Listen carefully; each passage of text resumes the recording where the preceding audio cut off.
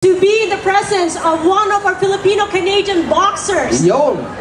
If you have not heard of him, his name is Mark Guapo Pagkaliwangan. Ayan, palakpakan naman natin si Mark Guapo. Alam ko may laban siya sa Hershey Center. So makinig po tayo sa mga details na sasabihin ng ating boxer from the GTA. That's right.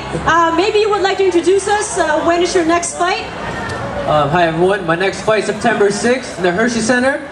I am undefeated, 7 wins, 0 losses, and 6 wins by KO.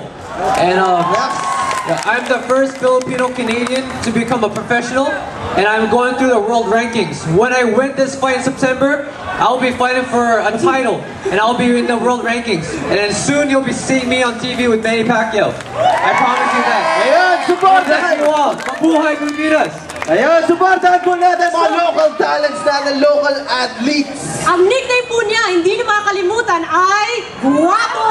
Mark Guapo. So just to let you know, his booth is right there.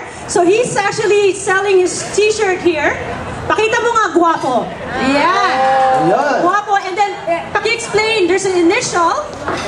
Remember these initials and his name because remember, you will see him. Mark Mark Pagkaliwangan. Guapo Pagkaliwangan. Okay? Basta tandaan niyo lang, Mark Guapo ha. Mark Guapo. Guapo. Guapo. Guapo. Guapo. Ano yan? So lahat po ng fight niya, all your fights, you have knockout except for one. But he's won all of his fights. So support him at the Hershey Center on September 6th. September 6th, he'll be there versus Mexican Moreno. Okay? He'll be our next Pacquiao. He'll be our next Donare. But he's our own Filipino-Canadian. Right? Yun, palapakan naman natin. Palapakan po natin si Guapo. Yes, thank you. Thank you very much, Mark. Okay? Good luck to you. And Giselle.